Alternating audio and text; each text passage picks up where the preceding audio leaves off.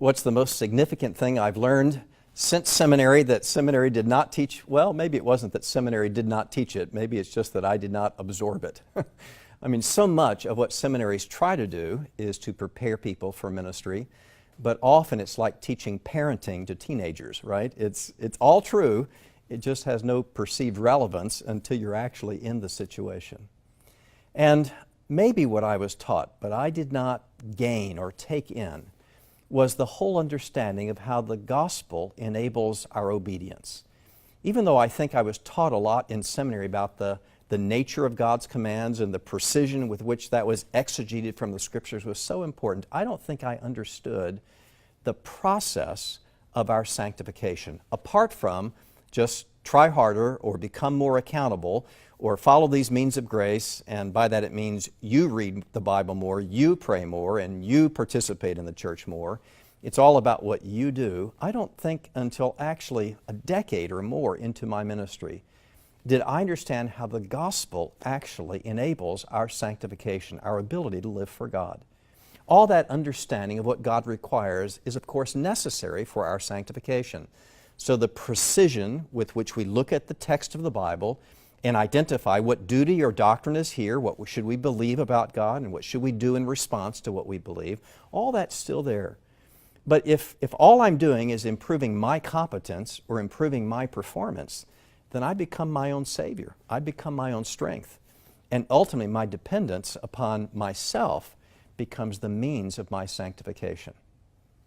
The Lord began to work on me as I recognized in my own heart there had to be something more than just willpower that was going to enable me to follow my Savior. Jesus said, John 14:15, if you love me, you will keep my commands. And that's more than the finger shaking at me and saying, if you really love me, you'll keep my commands. It's actually the dynamic of the human heart, that we will do precisely what we love the most. And that means as I begin to understand the process of sanctification in my heart, it's actually the way by which the Spirit is changing my affections so that I will do precisely what I love the most for the one that I love the most.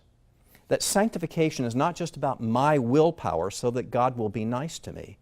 It's actually understanding how great is His love for me so that my heart resonates with love for Him. We love because He first loved us. When I understand the grace of the gospel, what's actually happening is there is growing in my heart a surpassing love for my Savior. And there's a consequence. Jesus said, if you love me, you will keep my commands. And the source of that love is in the Bible as well. We are told we love because He first loved us.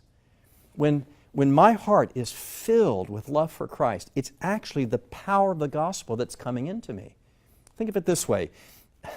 The only reason sin has power in our lives is because we're attracted to it. We love it.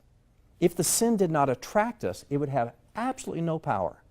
What gives sin power in our lives is our love for it. And the way in which we overcome love for sin is with a greater love. And that means the joy of preaching, and actually the joy of the Christian life is saying, I'm not getting God to love me by being better.